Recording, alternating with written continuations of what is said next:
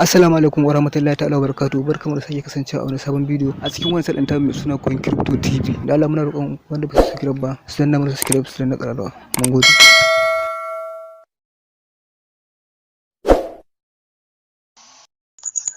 Abu na farko da ya kamata duk mai son fara harkar cryptocurrency ya sani shine siye da siyar da crypto ba a waje ɗaya ake yin shi ba. Ana amfani da application ne kala-kala ko kuma in ce manhajoji kala-kala, kuma kowace da irin amfaninta. Na farko kenan. Na biyu kuma yana da kyau wanda yake son fara crypto tun daga tushe ya fahimta ya kuma san cewar ba wai ana farawa da siyan coin bane ba. A'a, ana farawa ne da neman sanin menene shi kankin kansa coin ɗin. Sannan a duk wata harka ta nema akwai ƙalubale. Yana da kyau mutum ya san menene kuma ƙalubalen wannan abun a lokaci guda da yake neman sanin yadda yake da kuma irin ribar da ake samu. Saboda haka a daidai wannan lokaci za mu yi duba na tsanaki akan waɗannan muhimman ɓangarori guda biyu zuwa uku. Na farko shine bayani a game da cewar ba a waje ɗaya ake harkar crypto ba. Na biyu kuma shine cewar kana buƙatar ka san wani irin alfanu ake samu, kuma menene kundarin ma'anar wannan abun ko kuma wannan business, sannan kuma menene ƙalubalensa. Daga cikin muhimman abubuwan da muka fi kallo ko kuma muke kallo a game da crypto shine samun kuɗi da muke yi ko kuma da muke jin ana cewa ana yi a crypto. To baya ga wannan still kuma kana buƙatar ka san wata ma'ana kasuwar crypto take da ita gabaki ɗaya, ko kuma coins ko tokens suke da shi. Sannan za mu yi duba ya zuwa ga waɗansu muhimman kalmomi ko kuma abubuwa da za ka ji ko kuma muke yawan jin ana faɗar su a sha'ani na harkar crypto.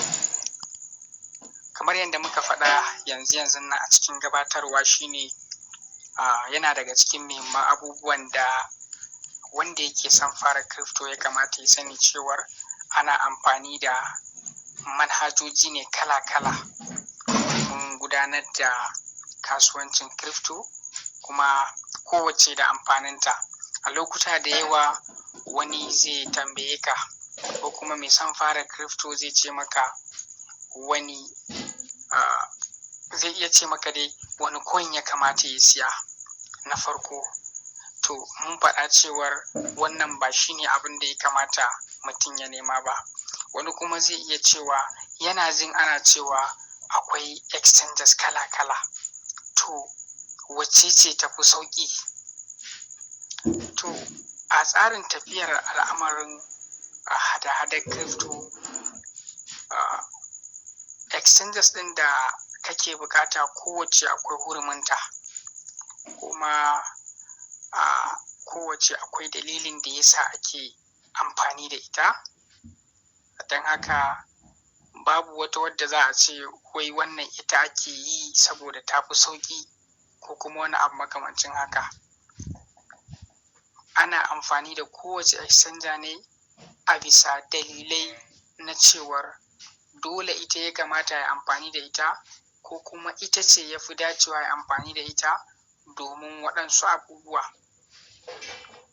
A nan kamar yadda muka riga muka ba da list tun farko, muna da Binance wadda ita ce uwa uba a cikin dukkanin exchanges ɗin da ake amfani da su wajen abin da ya shafi siya da siyar da cryptocurrency, domin a yanzu ita ce take jan ragamar dukkanin exchanges ɗin da suke a faɗin duniya waɗanda ake amfani da su.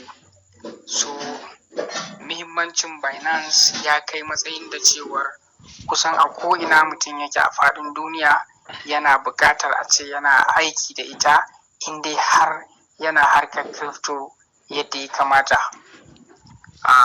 Za mu koyi Binance ciki da wajenta, sai dai a yanzu akwai bayani mai matuƙar muhimmanci a kanta, wanda ɗaya daga cikin muhimman waɗannan abubuwa shine tsarin da Binance suka bayar na abin da ake cewa P2P, wato tsarin da yake baka damar ka sanya tallan coin ɗinka a kasuwa, ko kuma ka shiga da shi direct ka siyar, ka ba da lambar account ɗinka a tura maka kuɗinka zuwa cikin account ɗinka, ko kuma idan kana son coin ka shiga ka biya kuɗinka da naira ta hanyar amfani da bank transfer, ka biya ka shiga a baka coin ka je ka yi mu'amalar da za ka yi da shi.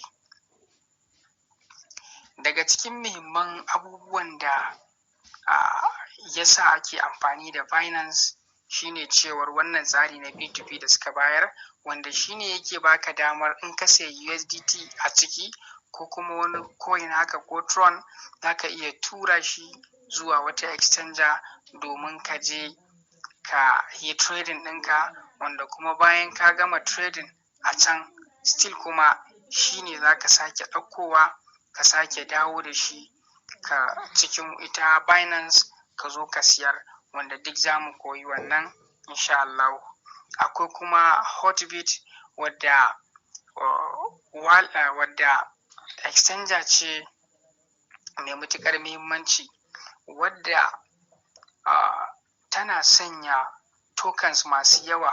Kusan a kowace rana tana sanya sababbin tokens waɗanda suke ba wa mutum damar yin trading ɗinsu, wasu kuma mutum ya holding ɗinsu har zuwa wani lokaci. Akwai bambanci sosai tsakanin Binance da Hotbit wajen abin da ya shafi hada-hadar cinikayya ta coins a yau da kullum. Hotbit suna saka coins masu yawa kusan a kowace rana. So don haka a tafiyar crypto a halin yanzu, mutane da yawa ciki har da kai a matsayinka na wanda kake son ka faro tun daga tushe, kana buƙatar Hotbit domin ta kasance wani wuri da za ka iya amfani da shi domin siyan sababbin coins. Ko da yake Binance ita ce jagaba, amma hakan ba yana nufin cewar duk wani coin da babu shi a Binance to ba shi da kyau ba, ko kuma ba za a iya siyan shi ba, ko ba za a iya trading ɗin shi ba. A'a, Binance suna da tsauri sosai wajen listing ɗin coin. Kafin su saka coin ana daɗewa, da haka sabanin sauran exchanges irin su Hotbit. So wannan shine ɗaya daga cikin muhimman amfanin Hotbit. Haka zalika ita kankin kanta ta uku wato KuCoin, ita ma tana bayar da damammaki sosai da sosai na abin da ya shafi siyan manya da ƙananan coins, musamman sababbin coins da ake sakawa waɗanda ba lallai ka same su a Hotbit ba, ko kuma dama ba ma za ka same su a Binance ba, domin akwai coins da yawa waɗanda suna nan a KuCoin sun fi shekara ɗaya amma ba a saka su a Binance ba, kuma ana nan ana amfani da su a KuCoin ana siya ana siyarwa. Haka zalika akwai ta hudu wato L-Bank, ita ma matattara ce ta sababbin coins masu kyau waɗanda suke fitowa da a matsayin abin da ake cewa meme coins, wato irin coins nan waɗanda suke kamar za a iya cewa shit coins haka da dai sauransu. L-Bank tana taimakawa sosai da sosai wajen mutane su samu damar zuwa cikinta su yi trading na coins ɗin da suke a ƙarƙashin ERC20, kasancewar akwai coins masu kyau a ERC20 wato blockchain na Ethereum, to amma mutane da yawa ba sa iya siya saboda tsadar gas fee da Ethereum yake zuwa da shi, wanda yake hana ka iya siyan coin komin kyansa. To amma da zara an ce wannan coin din an kai shi L-Bank, to za ka iya siyan USDT a ko'ina ka tura shi zuwa can. In ka tura shi za ka je ka sai wannan coin din kai trading ɗin shi ka samu riba, ko kuma kai holding ɗin shi bayan ka gama ribar ka fito da ita ka tura ta zuwa Binance. Haka zalika ita ma get.io tana taka muhimmiyar rawa wajen bayar da gurbi ko kuma dama ga sababbin tokens da coins su samu damar shiga cikin kasuwar domin a dinga trading ɗinsu a daidai lokacin da aka kaddamar da su.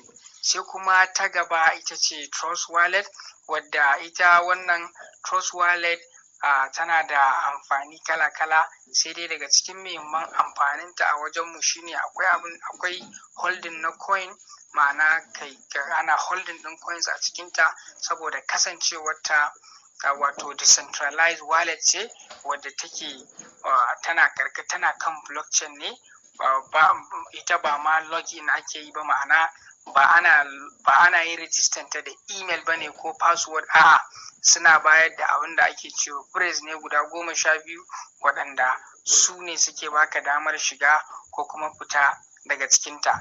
To Trust Wallet tana da amfani sosai, sai dai daga cikin amfaninta da muka fi yi shine kamar yadda na faɗa, holding na coins da kuma abin da ya shafi swapping ɗin coins a exchanges irin su PancakeSwap da irin su Uniswap da irin su QuickSwap da irin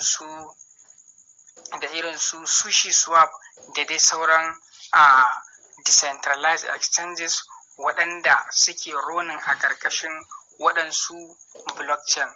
So wannan shine bayani a game da dukkanin waɗannan wallet da za mu yi karatu a kansu, da kuma muhimmanci ko kuma bambance-bambance da kuma amfanin da kowace exchanger take da shi a tafiyar harkar cryptocurrency.